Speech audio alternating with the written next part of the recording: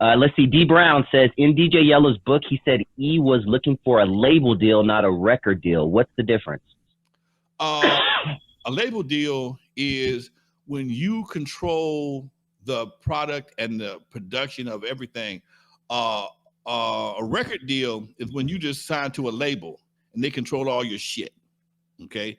And that was something that we all had label deals with Michel'le.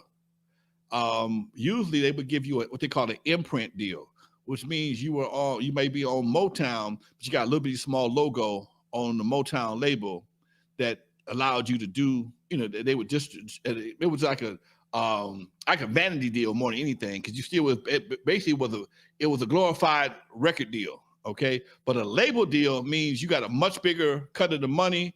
You had much more control over your product, your release dates.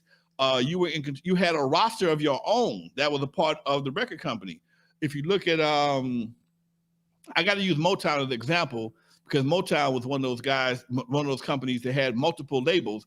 They had Tamla, they had Gordy, all that was Motown distributed, but they were, I think Tamla might have been more of a Smokey Robinson situation, whereas Gordy may have been more of a Berry Gordy situation. He owned all of them. He had his hand in all of them, but he may have had partners in other labels as opposed to just Motown. So people say, you know what, you can't just give me the 25 cents a record. I need $1 something. So I'm gonna give you a label deal, but you gotta bring me some hits. And that's why Motown had all those different labels. I know they had 3 for sure: Tamla, Gordy, and Motown. It might have been more too, but those are ones I know of for sure. Thanks for breaking that down. OG Shag says, what was your relationship like with King T? King T has always been a cool brother, man. In fact, if y'all look through my archives, you'll see a video with I did a video with a year or so ago. Super cool brother out of Compton, ex gangbanger, but he's always been he's one of them cats, man, that he played the game, but if you talk to him, you never knew he was really a gangbanger. But he's just a real cool dude. Him and DJ Pooh, I never forget seeing him with that album cover with the shotgun, like he was going to do some work. And it looked like something you would see somebody do in the streets, where the homeboy is sitting on the hood of the car watching this other homeboy go commit a murder. I remember, very controversial cover. Yeah. So, but now he's a father. He's chilled out, man. A whole different dude, man. Dude, was he one of the ones camped out in the house party that was Lonzo's studio back in the day? On a regular basis, yes. Yeah. Damn. On a regular basis, it's like I said, man. Back in the day, my house was like watching a movie of the movie House Party, because everybody would be here, and I might not even be home. And that was something Yella said. Clientele said the other day we were doing a documentary. He said, man, one thing about Lonzo, he trusted everybody. Lonzo would leave us back here with all those equipment, and nothing ever came up missing except for that one time that other asshole I let back here. But everything came up missing. Shit may have gotten broken from time to time. Simple shit, nothing major. Headphones, Dre was breaking headphones like it was nobody's business. But for the most part, they took care of it. Would he get pissed? He would get pissed and throw them, or what? No, Dre would. He would be like, right now, I got a short cord on my headphones. Okay, those headphones back then, cords wasn't that long, and the phone, I had a pay phone in the studio because they run my phone was up high as hell. And when the phone would ring, they would run to the phone trying to get laid, and they forget he had headphones on. Oh yeah. They forget he had headphones on, and tear the headphones up. Yeah, I had more headphones with one ear than anybody in the world. And I had to go buy $25, $30. He'd break them again. And then I told him, from now you buy your own damn headphones. And now the nigga headphone king. That's just some ironic shit. That's hilarious. NoobTube, yes, we talked about Slim 400. Once we're done with this live, if you go back and check out the beginning of the show, we really appreciate it. We definitely talked about Slim 400 at the beginning. RIP to him. DJ Wick says, what's the real story behind Cube and Pooh falling out? I don't know, man. I've heard. I never knew they did. I don't. They may not be as tight as they once were. Okay. I remember one time I saw a clip on TMZ. They were all getting off the airplane, and DJ Pooh was looking a little dejected. And Harvey made a comment about it. That DJ Pooh, he was, Cube. They stopped Cube, I guess Pooh was in the camera, and was looking like he was half woke or whatever the case may be. And it was a little conversation, but Pooh was doing great. He ain't tripping on nothing. He's doing fantastic. He's a hell of a writer. I was talking to Battle Cat just the other day, and he was telling me how Pooh him and Pooh working on something together, some movies or some shit. Or Pooh, I think he on that Meet the Blacks or something like that. Man, them cats got so much shit going on. It's hard to keep track of them sometimes. I love that. I love how cats from 30 years are making money today. I love that. Something about me just really likes that. Because they got screwed back in the day. A lot of them did. Not necessarily you guys are talking about, but it's good that they're getting, like MC8 and all them. I like seeing that shit. Speaking of that, you were just on Gangster Chronicles? Well, was it Gangster? A few months ago, they just posted a new one of you. Was it Gangster Chronicles or was it one of the big podcasts that's out right now? I don't know. It must have been an old. They must have reposted it or something because it just popped up on my thing. Okay. In the past couple of days. Yeah, because okay. That was a direct result of one of our shows. They talked about the situation. Somebody accused me of doing something to 8 and 8 was like, Lonzo didn't do that. That's right. No, Okay. They must have. Yeah, interesting. Okay, I'll send you the. Yeah. Jay Griggs says, was Ice-T ever around Lonzo's house? Nope. Can't recall him ever being in my house.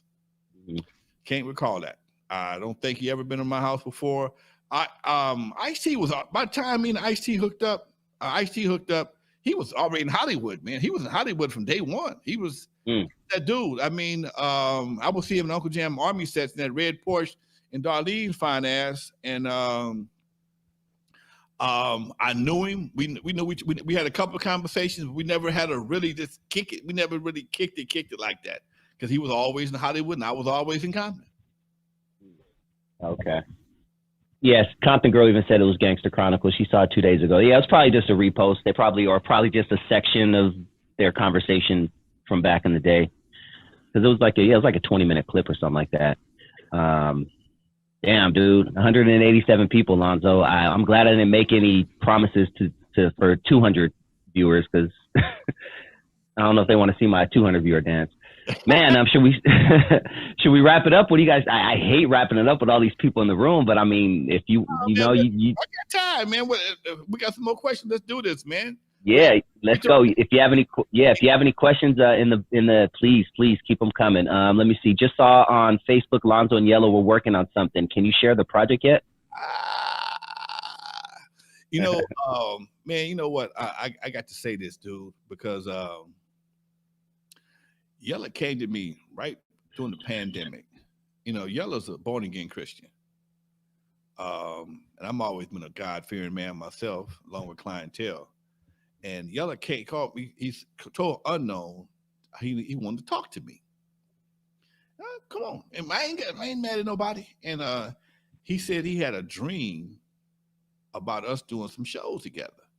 And his pastor said, "You need to go talk to Lonzo." And he came over here, and him, and clientele sat down and strategized a record crew situation featuring Mona Lisa. And we still gonna do something. We still got plans on doing something. But what happened over the weekend, Yella wrote a book, clientele has a book, and I have a book. And we talked, Yella's doing his book tour, clientele did his, and I did mine. And I suggested, hey man, why don't we get together and go do a book tour together? We may not can do a bunch of shows right now, or let's do some shows and a book tour. Okay. And he was like, everybody was cool with it. But here's how God works. Okay. I went to a movie premiere. There's a company out of Chicago that's doing a thing called You Can't Erase Me, about a lot of hip hop artists out of the East Coast. Oh, yeah. And they was trying to find somebody from the West Coast. And one of my boys from back east, you need to talk to Lonzo. And we've been started talking last year about this time. And finally, we started shooting and doing some stuff for it's 2 documentaries being done on me right now as we speak. 2. The one I did myself, it's in post-production, and this one right here is in pre-production. And I'm in Beverly Hills and for this event, And first, I cross the street. First person I see is Yella on the red carpet. He's like, "What you doing here?" I said, "What you doing here?" So just so happened that the person, the publicist for Yella's book was the same publicist for the brothers I'm working with, and they put us all in the same room. And because Yella was there, and he had a chance to meet the producers for this You Can't Erase Me, Yella was able to get a deal also with them to do a documentary on him. Because he's like that forgotten member of N.W.A. Cube and Dre get all the Cube, Dre, and Eazy get all the shine. Yella's kind of, he's a laid back dude, so he don't get the same kind of shine. He wasn't a upfront rapper, but he stayed with Ruthless when everybody else left. So they came to town this week to shoot me when I was in Compton, giving away toys and DJing. It was really a good day for me. And then Yella came by the house to shoot his part, and they started shooting Yella's part for his documentary. So we've been going back and forth in each other's documentaries all weekend long. And then Battle Cat came by the house. Came by the house also Saturday night, and he did his part for my book. I mean, for my documentary. And here's something, man, that Battle Cat he kind of apologized to me. Now, I worked with Battle Cat in the very beginning when he was like 17, 18 years old. And we have a lot of history together. Some of my craziest stories is with Battle Cat. But he didn't know my journey prior to World Class Record Crew. And he said, "Hey, man, I didn't know why they was calling you the Godfather. I had no idea. All I know is I know you like this right here." And once, I guess he listened to Clientele and Yella and some other folks, and he came to me and he apologized, man. He said, "Dude, I didn't know you did all that shit, man. No wonder they call you the Godfather." And he spent it was really deep, man. It was like, I thought, no, man, I didn't know. And we sit there, and he just like gave me a hug, and we talked about it. Lonzo, that's why they called you Disco Lonzo. Yeah, dude, I was doing this in the 70s. Like, dude, you our cool Herc. I am your cool Herc. Exactly. And like I tell people, man, when I was doing this, when I'm 22 years old doing this shit, Cube is in the 5th grade. I mean, he don't know nothing about this shit. If Cube was in the 5th grade, that means Battle Cat was in the 4th grade. Okay, he in the 4th grade. So I've been doing this shit so long. The cats who benefited from the most of the shit that I did or we did, me, Unknown, and Roger. I always put him in there, although sometimes his people get pissed. I got to put this in there. I'm not going to take all the credit, man, because I can't. That ain't what I do. I'm not going to take all the credit. So, but I can't tell all the story because I don't know his whole struggle. All I know is mine. So anyway, make a long story short, which is too late. But anyway, it was really a dope weekend, man, because the next day, me and all the old school homies, we get together every Sunday, and we get up, we go walk out at Marina Del Rey. We just lost General Jeff. Silky D had a stroke. Yeah. So as we get older, and everybody's 60 something, okay, except for Battle Cat, he's the youngest. So everybody in their 60s, and everybody has some kind of health issue. I'm a prostate cancer survivor, and I'll say that shit not with pride, but just it ain't no shame in my game. My boy Edwin had a stroke. He recovered. Battle Cat had a heart attack. A lot of people don't know that. So a lot of this shit is just due to our lifestyles. I sit in front of computer cameras all day long, computer screens and cameras all day long. My boy Edwin runs an insurance company. Battle Cat's in the studio. He said he was doing a mix and had a heart attack. Okay, he doing a mix and had a heart attack. So after General Jeff died, we all decided we're gonna get together, not only to hang out and fellowship, but do something for our health before we have it's lead by example. So we said we're gonna get together once a month, and then Silky D had her stroke, and then we said fuck that, we're gonna do it every week. So every week, about 5 of us. This week it was 3 of us. We called anybody don't show up, you in the bitch crew. Okay, I like that. You bitch out. It was cold. It was 45 degrees out there. But once you start walking, okay, you warm up. Okay, and we go out there, man. We walk about 4 miles, and we stop and have some hot chocolate or some other shit, and by 9 o'clock we done. We back on, we back on our journey for the rest of the day. So that's something we do as old school players, man. We trying to lead by example, man. That's all. I love that. I love that. Satan West, Lonzo, do you have a history with low profile Dub C and DJ Aladdin? No, I don't. I know DJ Aladdin.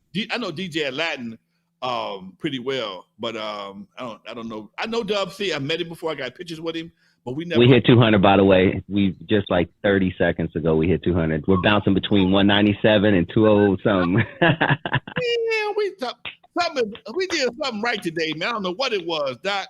We did something super right today, man. Damn. That's crazy, Lonzo. This is probably 3 times our normal audience, man. We'll figure this. We're gonna figure this out. Trust me. Now my brain is like, what did we just do? So we'll get together offline. But no, nothing with the profile and Aladdin, huh? Aladdin and Dub C. No. But we all got a mutual respect for each other. I want to introduce myself to Dub. Say, nigga, I know who you are. You the Godfather. Okay, Dub, no problem. We never. People gotta understand this, folks. Much love, that Joseph. Thank you, Joshy. Thank you. Joshy, much love, Joshy. Appreciate it, bro. Appreciate it. People, you might want to understand this. I'm a little older than these cats, so I'm into different shit. So I don't do a lot of hood shit, and I don't hate on nobody that does, but I really don't hang out that much. Okay, and when I saw him, it was at the premiere for Straight Outta Compton. That's when we hooked up. So it's I don't interact that much unless we in the studio or in the social setting. Because most cats ain't coming to Compton. Most of them ain't coming to Compton like that. That's okay? it. So if I'm in Compton doing my thing, they probably ain't gonna show up. And if they do, it's all good. But that's just the normal get down. So yeah, I know them. I'm familiar with them. We're familiar with each other. We don't have no stories together though. That's the only thing I can say. We met, had a couple of conversations, but no real stories. Okay. No, while we're at it, what about Mac 10? Again, same thing. Same situation. Same thing. He's from Inglewood. He came to my club a couple of times. We kicked it, and a lot of times when them cats come to when they in my presence, everybody's all eyes on them. So they we shake hands and they get to their fan base. They get to the homies, get to the fan base. So it just makes a big difference. That's all. And at that time, when they was hot, I wasn't hot. I wasn't even that popular. So a lot of what you're seeing right now is popularity for me over the last past. I think my star rose up a little bit in the last past 5 years. People just not putting me together with a lot of shit. Even people at the club didn't realize I was the same guy from Straight Outta Compton. Okay, they didn't know. I told you, I've been working with you for 2.5 years. My wife just maybe 6 months ago realized you're the guy who did Turn Out the Lights. 215, dude. That's crazy, Lonzo. I'm just seeing it go out. I keep looking. If you guys see my eyes darting to the side, it's because I have another screen over here. Dude, that's crazy. I don't know where they coming from, man, but they here. Man, but we're getting a lot of love in the everybody's like, it's the consistency. Philip Burke says it's the way y'all interact with people. Man, thank you guys. Easy Steve, did you know Big Bass Brian?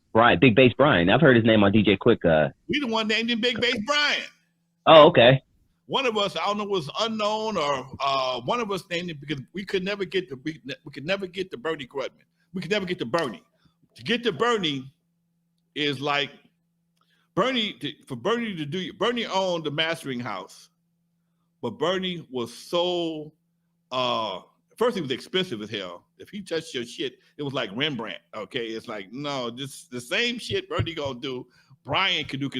Bernie wouldn't do what Brian did. Bernie was a very technical cat.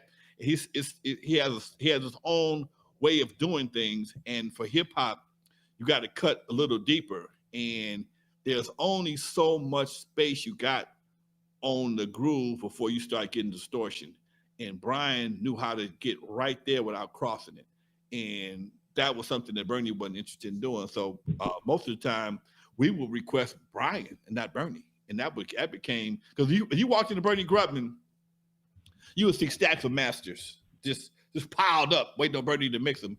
And a lot of times, Bernie was Big Bass Brian was his second assistant to get to him, and he started getting busy after hip hop became more popular because people started sending stuff in from all over the country just to get to Bernie Grubman and Big Bass Brian, and yeah, that's how that shit jumped off. Yeah. Shank says, for real though, y'all are some real ones. Always good convo and positive energy. Thank you. That's what we want to bring, and hopefully the consistency pays off. And yeah, Amanda, this is an interesting question. Amanda, from a female. We don't get too many females, so we got to let shout out to Amanda. Does anyone know the backstory of that song Gin and Sako, Dr. Dre and Crazy D? Yep, that's what. Oh shit, that was the shit that they drinking around here. Gin and Sako, yeah, that's the shit. Yeah. What's Sako? Super Sako. Super Sako. I've heard it in songs. Super Sako. Look it up. You drink back in the day. It was like an energy drink. And that was like the that was like this gin and juice. It was a mix, simple mix. And they would drink Super Sako with gin, and that was Crazy D's fucking drink. Okay. And I don't remember Dre drinking, but I think Dre did the song, and they did the song together. And I know, did they release that song? Was it on the album or something? Sounds familiar to me. Yeah. I know they would always sing the motherfucker around here. Yeah, Gin and Sako. Yeah, that's the shit. Yep. Damn. That's why I love this fucking show, man. We love hearing the good stories. We know it's some gangster, but not all. Philip Burke says. Matt Tress says, thanks, OG. Man, shout out to Josh. He says, Brian's still waiting to get paid from the first album. Ooh, damn. Probably a lot of people still waiting to get paid from first albums. Marlon Cozy, Tyler Solomon. I mean, Hercules. Lonzo is the Godfather, for real. Been to his house, performed at his club and TV show. That was by the Compton Swap Meet. Facts, much love all day. Hercules. Wow, that was my my public access show. And okay. I had a public access show in Compton for like 15 years. That's why I do my show on Thursdays, because that was my time slot even back then. It was from 6 to 7:30 every Thursday in Compton. And I mean, I got over 500 shows I did on the show, man. Over 500 shows. That's why I like doing live, because I like interacting with people. You know, I could pre-record this show and put it up later on, but it's the same. The energy is the same for me. You know, once you learn to go live and perfect the technical skills of going live, for me, it's hard to go pre-recorded. I just don't feel like that. Now, I can do a pre-recorded show, but it ain't the same. Okay. I love the live act. I've always loved the live act. That's why I've always preferred doing theater over like doing like commercial acting. Okay. Much love. Eazy Steve been watching the public access on home. Nice. Give that a shout out, Lonzo. Give that a shout out while we're here. You out there, 200 people, please, if you get a chance to, if you have Roku at the house, go to channel, add channel, and add the Homegrown Media Network on Roku. Just add it. It's free. It don't cost a dime. I got to get my numbers up, and I got some shows on there. I got a couple of movies on there. This podcast has I got best of this podcast on there as well. I got a few shows from my public access on there. But load up some more shows. I just got to digitize, and that's the big thing for me. A lot of what I have to do double work, because you know the old shows have to be digitized, and they were an hour and a half long, and then you got to convert them, and it takes about 6 hours to get one show done. Okay, so yeah, folks, I'm gonna after this event tomorrow, I plan on uploading some more best of Clientele in the building. Shout out Clientele. St. West dropped another $5, so we got to get his question in. We've talked about them before, but I always see Two Live Crew on the 80s old school West Coast compilations. Do you have any history with them? Man, you know what? I remember those compilations you're talking about, Satan West. Yeah. They were all in Michel'le. We were all in Michel'le at one time. Two Live Crew. People, contrary to popular belief, Two Live Crew was actually out of San Bernardino. Okay, they came from San Bernardino. They came to Michel'le. They had a record. The Asian dude that died and the other two guys came to Michel'le, and they had a song called "Mother, Father, Sister, Brother," and it was MFSB, and it's still for motherfucking son of a bitch. That's what the record was about. Motherfucking son of a bitch. but they played it off as mother, father, sister, brother. And at some point in time, I think they did a show or something in Florida, and that's where they met Luke. Okay, that's real talk. They're out of San Bernardino. Okay. Don't know if they was on Rapture or not. I'm not sure. Not sure. Hey, Clientele. Yeah, what up, Clientele?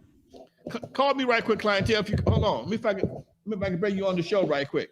What's Rapture? And you know what? I'm gonna probably have to wrap it up in about 5 minutes. Maybe you can finish up with Clientele. But I just want to thank everybody. This has been the best show ever, man. 200 plus people. Man, Lonzo, I'm really excited. We got to get off. We got to talk offline and figure out what the hell we did differently on this one, man. But yeah, call in Clientele. That would be dope if you can call in. Yeah, go on to connect it. You got Dr. Tiba Khan, this is very true. When these record companies sign these artists, they take out insurance policies on their artists. So if you get killed, well, we've talked about that. I mean, the record label has to protect their investment. I mean, we've talked about that from a business standpoint, how you understand how they have to put out an insurance policy, right? Right. I mean, yeah, you give somebody $100,000 and you banking them to do something. I mean, record companies are not about the music; they're about the money. Okay, so anything they put out, they're going to protect, and they have the right to do that. You know, and I know it sounds crazy, but I just, and that's another problem we have. Sometimes we have in our community, people benefiting from somebody else's misfortune.